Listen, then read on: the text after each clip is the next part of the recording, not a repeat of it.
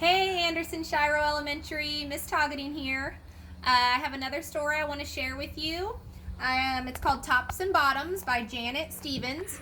I know some of you in first grade got to hear this story in your lessons this week, but many really enjoyed it, so we decided we wanted to share it with everyone and then take you on a little scavenger hunt to our garden to find some tops and bottoms together. So, here we go, tops and bottoms. It opens really fun too.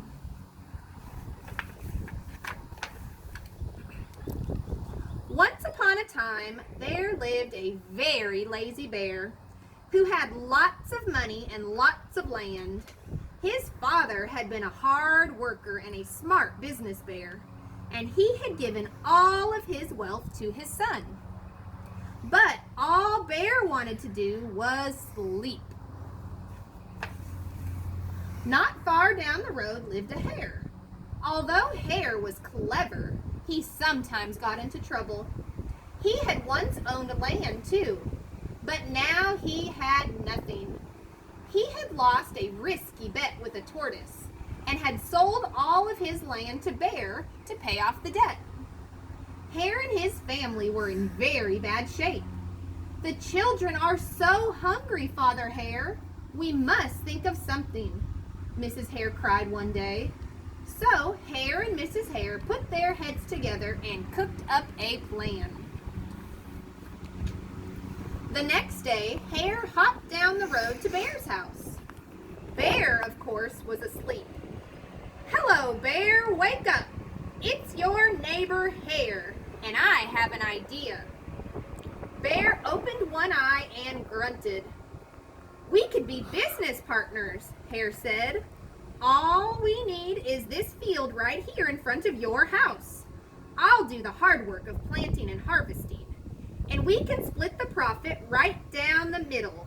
Yes, Bear, we're in this together. I'll work and you sleep."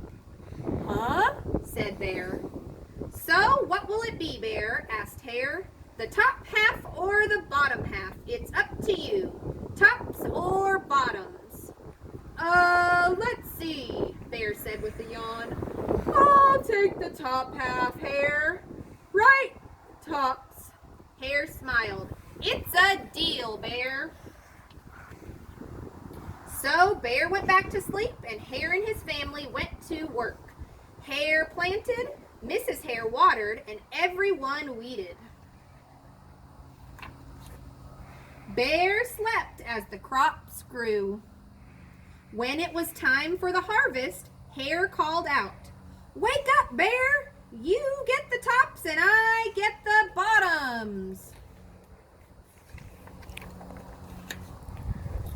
Hare and his family dug up the carrots, the radishes, and the beets. Hare plucked off all the tops, tossed them into a pile for Bear, and put the bottoms aside for himself. Whose do you think looked better? Bear stared at his pile. "But Hare, all the best parts are in your half." "You chose the tops, Bear," Hare said. "Now, Hare, you've tricked me. You plant this field again, and this season I want the bottoms." Hare agreed. "It's a done deal, Bear." So Bear went back to sleep, and Hare and his family went to work. They planted, watered, and weeded. Bear slept as the crops grew.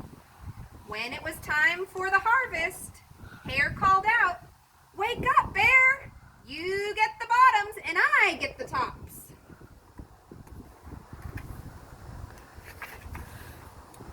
Hare and his family gathered up the lettuce, the broccoli, and the celery.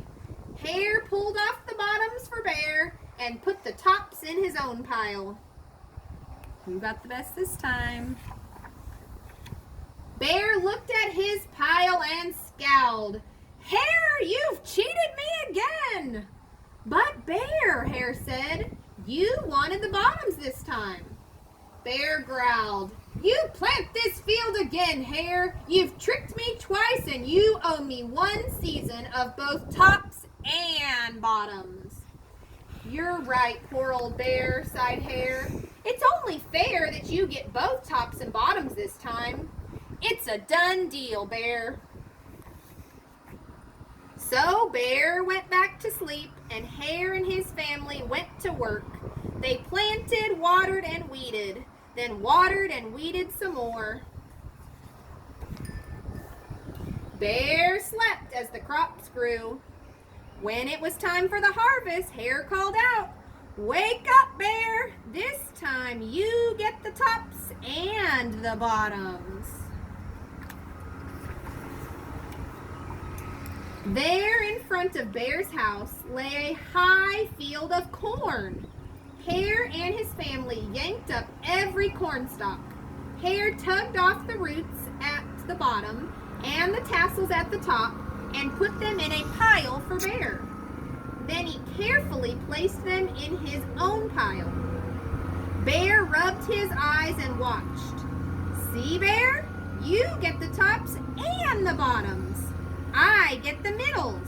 Yes, sir, Bear, it's a done deal." By now, Bear was wide awake. "That's it, Hare," he hollered. "From now on, I'll plant my own crops and take the tops, bottoms, and middles." Hare and his family scooped up the corn and hopped down the road toward home. Bear never again slept through the season of planting and harvesting. Hare bought back his land with the profit from the crops, and he and Mrs. Hare opened a vegetable stand. And although Hare and Bear learned to live happily as neighbors, they never became business partners again. The end. So we're going to take you guys now on a quick little scavenger hunt to our garden so you can help us find some tops, bottoms, and maybe middles with us. See you in a second. All right, so welcome to our garden. I have some helpers here. There's Leilani and Malia, and they're going to help us see if we have some tops, bottoms, or middles in our garden. So, Minnie, what kind of plant do we have here? We have radishes and No, this first one right here. the tomato. This is a tomato plant. Minnie, do you think that the part you eat would be a top, bottom, or middle? Middle. A middle. Why do you think it's a middle? Because it's right here, and this is the top, and under there is the bottom. Very good. So we have a middle. Leilani, what do we have planted right next to it? Radishes. Radishes. Do you think a radish would be a top, bottom, or middle? Bottom. You eat the bottom half that's in the ground. Good. So we can't see the good part of a radish because it's underground. So when we pull those out, we will see the bottom part is what we want to eat. All right, we're going to walk over to one more spot. We've got a bunch of different things planted, but we're going to walk you over real quick to this one. And what do we have here, Malia? We have, which one? This way. We have green onion. Green onions. And is green onion a top, bottom, or middle? Top. Why is it a top? Because the green onions grow like this, and you eat the top part of it. You eat the top. Very good. So if you have a garden at home, I'd be curious from you if you have any vegetables or fruits with tops, bottoms, or middle. I hope you have enjoyed our story today, and we will see you all hopefully very soon. Bye, guys.